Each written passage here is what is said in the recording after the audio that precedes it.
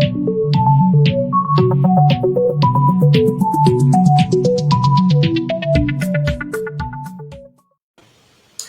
morning or afternoon. I guess it's noon. It's noon. Hi, Carla. Yes. How are Hi, you? Carolyn. I'm doing okay. How are you doing? Crazy day. Crazy day. And I was going to try to do what we call in the news business the proverbial tease to get people to watch. But it's kind of been like a three-wing circus here at my house with so much going on this morning. We've alluded to in the past, I live with my parents, you live with your mom. And I know my sympathies to your mom and your family. You guys have had a loss with your aunt, and we're just keeping you and lifting you up in prayer and thinking about your mom and the loss of her sister. And I learned this morning that one of my colleagues from Boston passed away, Donna Morrissey. And so I was thinking today I wanted to dedicate this body of work we're going to do to Donna. Donna had COVID. She actually shared that with folks on Facebook about a month ago. And Donna was that young, feisty, Boston strong girl who was on the desk. And a lot of people know there aren't a lot of women who can run an assignment desk because you're bossing around all the crews and the talent and telling us where to go and how fast we need to get there. And so she did that with skill. She went on to work for the Catholic Church and managed their public relations during their tough time. And most recently was with the Red Cross and worked all over this country, major storms and hurricanes, and helping families who needed a hand. So Donna, this is for you, because she would tell me, get on the air, Carolyn, get in your seat, get it done, tell the news, tell the story. So we do this for Donna today. Well, thank you, Carolyn, for your sentiments for my Aunt Dorothy Thomas. She was iconic here in Nashville. And also for your friend Donna, because this morning I told you another friend who you do not know called and told me about Donna as well. So we want to keep them in our thoughts as well, her family. We've got a lot going on today. Yes, we are going to talk about some of the things that everybody's talking about as they re-enter into society. Number one, about hair.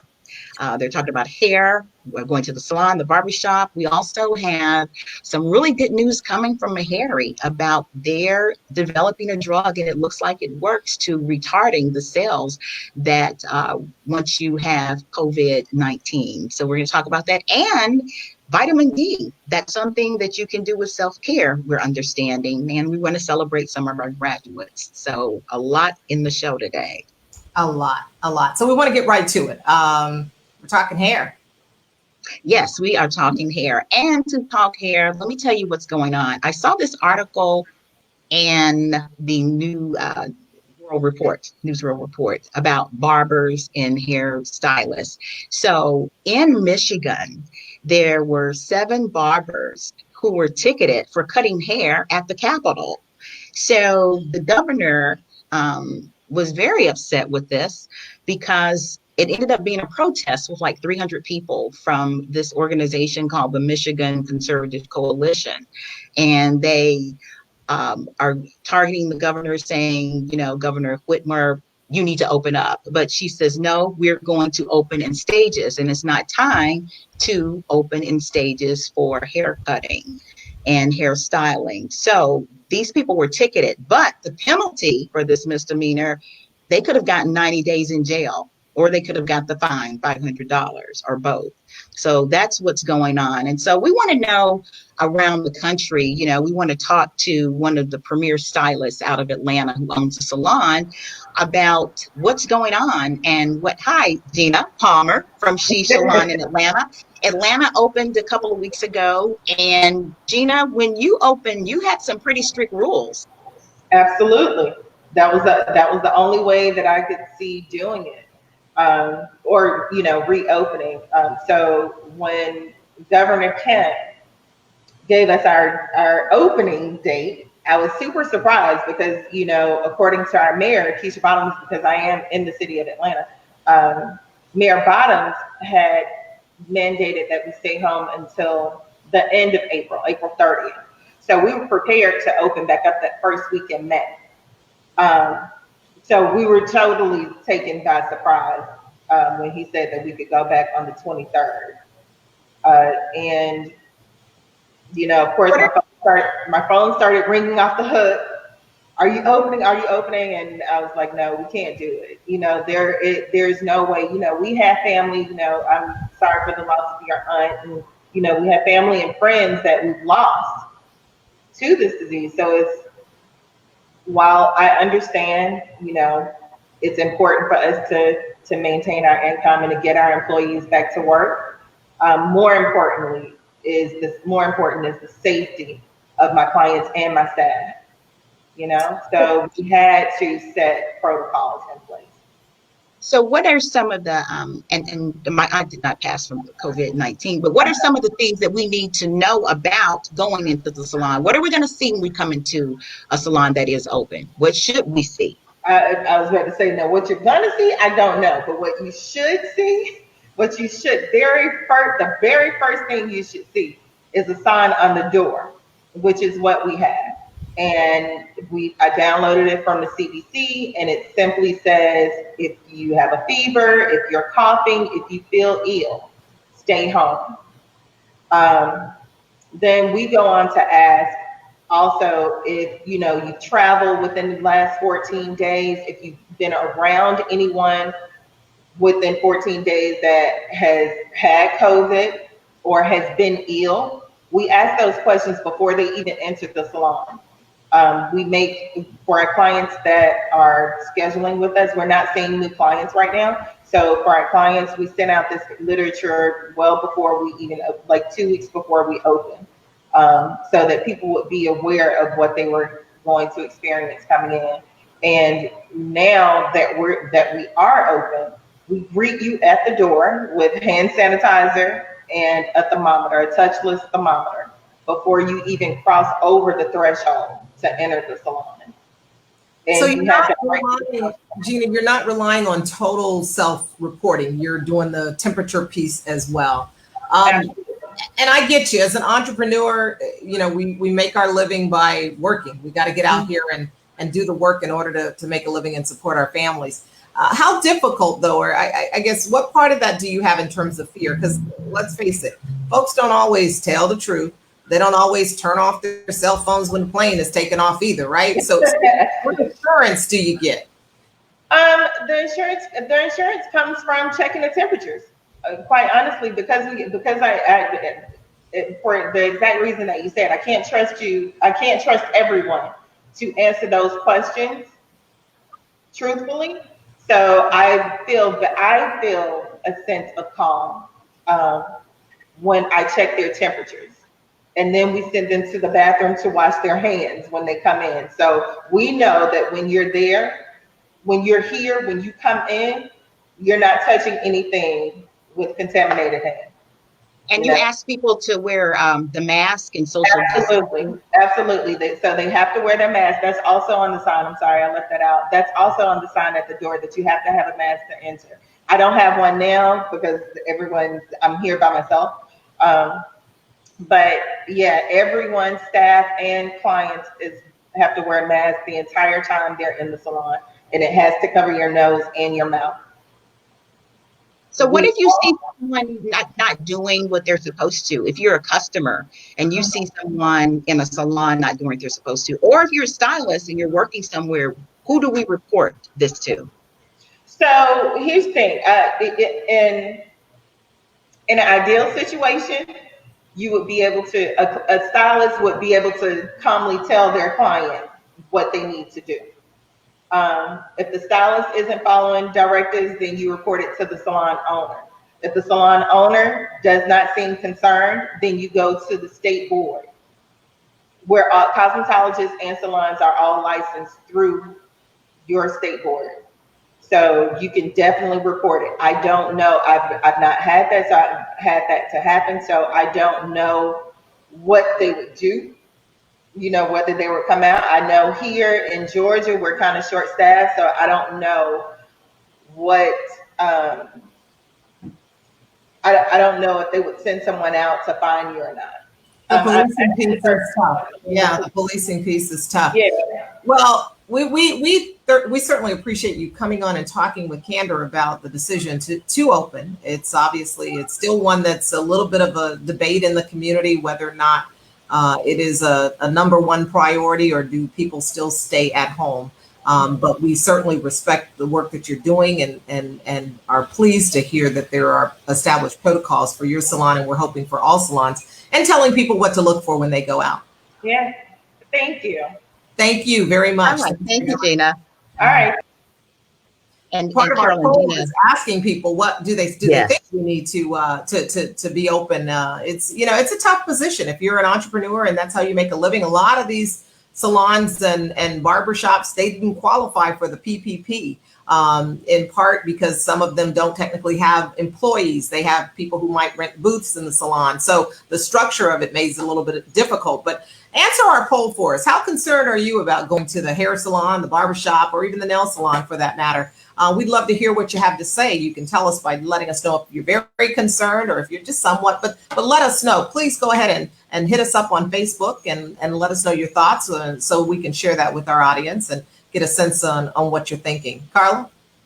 all right. So now we're going to move on to some exciting news from Meharry Medical College, one of the HBC medical schools.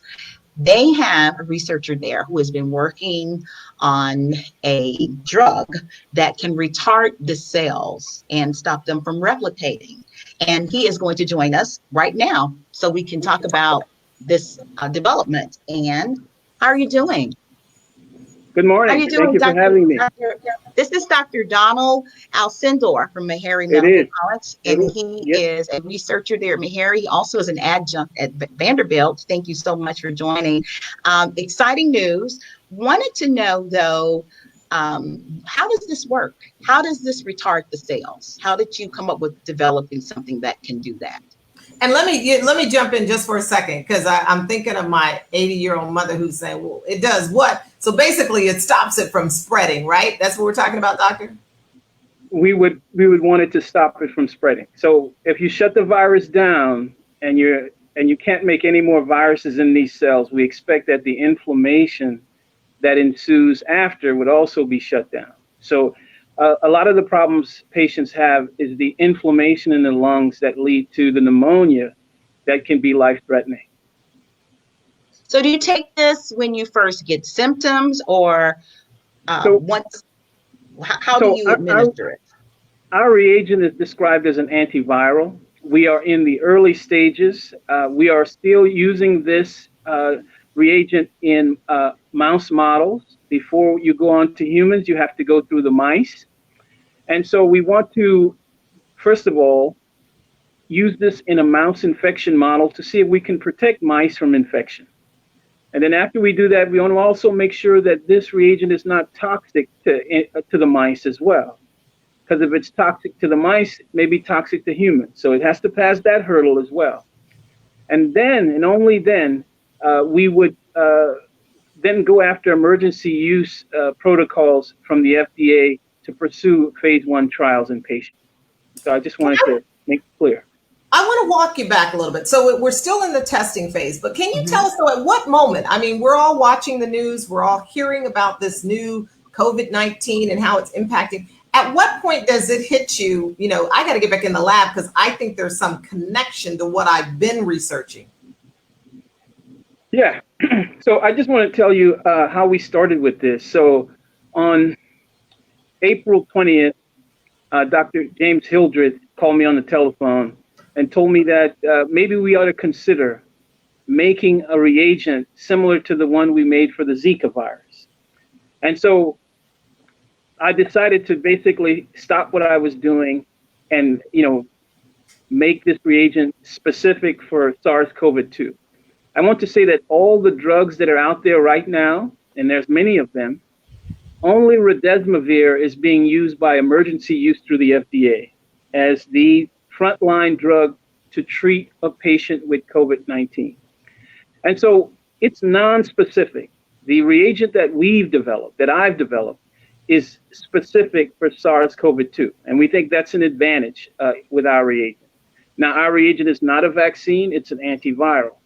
And so an antiviral can be put in place in a patient very quickly, and you would see a response from that patient in terms of reducing the amount of virus in their system. In a matter of, say, 6 to 12 hours, you would see a difference. And again, this antiviral that we've developed can sit around in cells waiting for the virus for 3 to 5 days. And so we expect to not have to give multiple doses of this reagent to a person as well. So quick acting, specific for SARS-CoV-2, and can hang around for 3 to 5 days. And again, this is information that we've been able to acquire in infected cells in a petri dish, okay? So we have work to do. We have to go through the mice model. We have to be able to make sure that this reagent is not toxic to the animals. Hence, it can be possibly toxic to humans. And want to make sure it's effective. Now, if it turns out that it's similar to our Zika virus reagent, our Zika reagent showed 95% protection in infected cells. It showed it showed very low toxicity in the mouse models. And so we're hoping that this reagent will do as well as what we made for Zika virus. Oh, that's exciting. So it is exciting. Again, this is something that will be taken in the early stages once it, in the early stages, not when you're on a ventilator or? Well, the idea is that we would have to find out. So this would be a trial and error. So at a stage where virus replication in a person's lung is still going on, the antiviral would be most impactful at that stage. If the damage is already done, then it's very likely that very few things can be done for a patient once the lung is damaged and the oxygen tension in that patient is very low. And so at that point, it's going to be very difficult to come in with something to rescue a patient at that stage. Okay. Well, Dr. Alcindor, we are really going to be watching this, and we can't wait to see the outcome, because this could be something that will not only be in the United States, but globally. And thank you so much for joining us. Yes, thank you so much. He's not jumping up, I'm jumping up. I mean, this kind of research is actually what we need. We want to hear more about this kind of research that's happening in the marketplace, because we know that people are working night and day trying to come up with a way that we can, in fact, save lives. We've talked about how many friends and relatives and folks that have been lost. We're over 90,000. And so this is great news. Pleased to hear it. Pleased to hear Dr. Hildreth's name come up. We've worked with him from the very beginning. From the very beginning that we started this Doctors on Call initiative, we've worked with him to try to get some understanding of what was going on, and more importantly, what we could do. And that's kind of where I want to shift the conversation, where we talk about what we can do, Carla, because we've been advocating personal responsibility for some time. Okay. And I think I have read everything I could get my hands on to find out what can I do? What can I do? What can I have my parents doing? How do we stay safe? How do we stay safe? And so, my mother has been blessed, as well as my godmother, with one of the best doctors around. When I said something about reading about vitamin D, my mother said, well, Dr. Fowler, you know how your mother, Dr. Fowler's been studying vitamin D for a long time. And Dr. Fowler, Dr. Reginald Fowler from Atlanta, is joining us this afternoon. And he has, in fact, been studying vitamin D and its implications. For those of us who are asking and debating on Facebook, Doc, and they're about to start a research project here in South Carolina on the effects of vitamin D on the virus. Your thoughts, and thanks for joining us. All right, well, it's good to be here, and thanks for inviting me. Yeah, I've been talking about vitamin D for a long time, as you know, probably close to 20 years. And I think, there have been many research papers on vitamin D, some are controversial, saying that it really doesn't have anything to do with the immune system. But I think the more and more you look at this and look at the research, it, in fact, seems to have a significant impact on the immune system. And what's been found lately in a lot of the data when it comes to coronavirus across the world is that many people who've done very poorly with the virus have been found to have low vitamin D levels.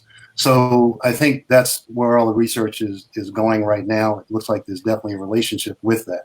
So, people sometimes say, well, how much should I take? How much vitamin D should I take? This has always been a big question. many of the researchers say, hey, look, we want most people to have levels in their blood of about 50.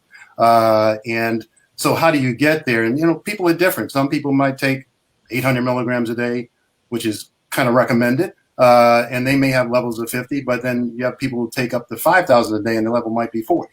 So it just depends on the person. There are many different reasons for that. Some of it has to do with, body mass. The more obese you are, the less you're going to absorb the vitamin D. There's also some research showing that if your magnesium levels are low, you may not absorb it as well in addition. So there are some reasons why people may not have adequate levels of vitamin D, but it's important that people do take a supplement. Now, it's very difficult, even though you may say, I'm in the sun and I'm getting my vitamin D, and that's great. You need to do that. Because in fact, the vitamin D that you get from sunlight has a longer half-life. It hangs around in your body a lot longer than the vitamin D that you get over the counter. But the key is, and the point is that usually you're going to have to take a supplement to get your levels up. Over the counter, what we usually recommend is vitamin D3. Generally, I recommend a supplement that has a stamp on it, which you'll see UPS. I'm sorry, UPS. Yeah, that's the company that delivers. Okay, but it looks kind of like that, and that symbol means that it's been adequately looked at by an organization that studies supplements and deems them, adequate. So you want to make sure that you get a good supplement, vitamin D, and take it and get your levels checked periodically by your doctor, because there's no question that vitamin D is an important factor for all of us. So I'll stop there with my vitamin D. If anybody has any questions about that, I can talk a little bit more. Well, Dr. Fowler, I had a question about it. I know there's also certain foods, that are rich in vitamin D. Yeah. And I know a lot of people are trying to make some lifestyle changes with their food. I know fatty fish, is that correct? Are high in vitamin D? Yeah, it's particularly salmon. Fatty fish in general, you're going to get your omega-3s. That's why we usually say eat a lot of, eat fatty fish at least 2 to 3 times a week to get your omega-3s, which are also anti-inflammatory, by the way.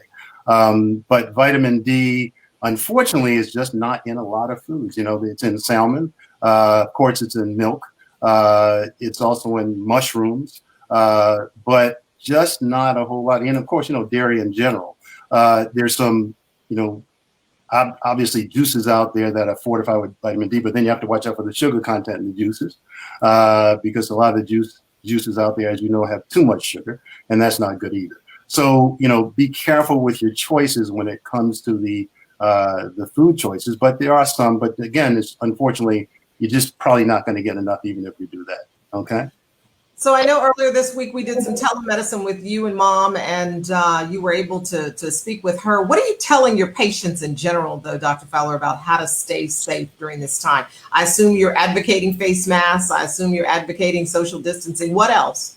Yeah, obviously those things are very important. I've been sort of advocating those things from the very beginning of this, and I think, you have to be kind of careful. You hear some of everything in the news, as you know, and I really believe the face mask are important. That whole issue of wearing face masks, there's no question that they're important, that they're going to decrease the spread. Obviously, social distancing makes a difference. The 6 feet in between, I think that was kind of decided based on other viruses, because, remember, this is a new virus, novel virus, meaning a new virus, so it's something we still are learning from, we don't know a lot about. There's some data to suggest that smaller particles which travel farther than 6 feet may have the virus, but we don't know for sure yet. Over in China, they were looking at that research, and they looked at droplets about 25 microns. And when we talk loudly, the smaller particles that are about 30 microns or less are, kind of travel across the room much farther than 6 feet. What they found so far in China was they found remnants of the virus, some RNA remnants of the virus in those particles. But no one's really been able to show that the entire virus is in those particles yet. So we're still waiting to see what the research shows. I still would say be very careful with your distancing, and especially in small enclosed places. You hear stories that, in the news, you've heard in the last couple of weeks about one person being in a room and infecting the entire room. So you can't tell me that those other people were all standing, 6 feet from that person. Obviously, a lot of them were farther than that, but they still got infected. So I still think there's a lot we don't know. So the things you mentioned, absolutely important. The distancing, the face mask, washing of the hands. You know, we always tell people to kind of sing happy birthday twice. Okay. That should be an adequate time. Sing happy birthday twice while you're washing your hands, and that should be adequate for you. So again, I think, and staying home as much as you can. You don't have to go out, don't go out, but you can go outside and walk around. I mean, as long as you're not, getting close to people and touching people and all that sort of stuff. So, get out and enjoy yourself, but just maintain the fact that we just kind of talked about. Okay. Dr. Reginald Fowler from the ATL this morning or afternoon. Thank you, Doc. We appreciate it. I'm probably the only patient's daughter who's like booking a show and taking care of my mom at the same time, right? No problem. My pleasure. Thank you, Doc. Take care. You and the family. Take care. Bye-bye, you too. Bye. Bye-bye. So there we got some insight on this vitamin D. I literally had people debating on Facebook about whether or not it's going to work or not. And so it's nice to hear Dr. weigh in. That's what this has been about from the very beginning, Carla. Doctors on call, getting that professional opinion, bringing them on, not going by misinformation, but just asking people, what do you think? Does this make sense? Should we do it? Should we not? Etc. So glad to have him on this morning. Absolutely. And you mentioned the social distancing and that sort of thing. Dr. Hildreth always has talked about that, about don't be a vector by caring. And you may feel like, well, I don't have it, but you can be a carrier, and you have to have that social distancing, because when you are around other people and you're a carrier, you don't want to get your grandmother or your coworker or anyone else infected as well. Yeah. So we do have some fun things to talk about. We've got some family and friends graduating. Absolutely. We mentioned it last week, but it's still happening. And you got to feel to some extent for these young people at 2020 not having the traditional graduation ceremony. Although I don't even think I attended mine, but that's a whole nother story. This one, though, I loved. Okay, so you got to understand, Carla and I, first of all, are daddy's girls. Okay, so any story we see out here where a daddy has showed up and showed out, we love. Okay, this goes to the daddy of the student from Xavier. Okay, he wasn't satisfied that she was just graduating. He said, no. Let me go and rent the stage. Okay, and let me get a podium. And let me have her walk up across the stage. And then I love it how he's got mom with the good seat right there in the front, right? And then off about over 6 feet, we've got family and friends in the neighborhood. They're standing with their cameras and everybody. And the daughter was touched, as she should be. What an effort! That I've seen parades, I've seen signs, but this is the only daddy I've seen that has rented a stage. This young man, we're so proud of here in Charleston, heading to Morehouse, another Morehouse man on the way, part of the class of 2020. We want to congratulate and salute him as well. We've got so many young people that are graduating. This is Caleb Horton here in Nashville, and he is graduating, and he is also the state's champion in high school triple jumping. And he also maintained an 3.0 or higher in 11 seasons of playing all these different sports. He plays other sports besides track and field. In fact, he's going to school on on a football scholarship to Austin Peay State University in Clarksville, Tennessee. So we want to congratulate him as he looks forward to major in business and to play football. And we've got Arian Beard. He is graduating from Tennessee State University here in Nashville. And I was going to say, don't you know something about TSU? Yeah, I have 3 brothers that went to TSU and my dad. And that's, one of our schools that we support also, the Winfrey Foods people. But Arian majored in English and minored in history, and he interned at the U.S. Attorney's Office, and he is looking forward to going to grad school back at Tennessee State, and we look for him to be a big-time attorney one day. All right. Well, we are excited for all of the young people and their future plans. And things aren't always what you plan them out to be, but in the end, they do work out. They really do work out, and we have to remember that. Well, I'm looking at the clock, and it looks like we're out of time. Yes, we are. I've been thanking God all the technical things that have been going on. People don't see that in the background. We made it. We made it through. You all have no idea, like No 10 idea. seconds before the show, but we really appreciate you joining us every week. And continue to join us as we are Doctors on Call COVID-19, and we are the Health Wrap. That's a wrap. Have a great afternoon, everybody.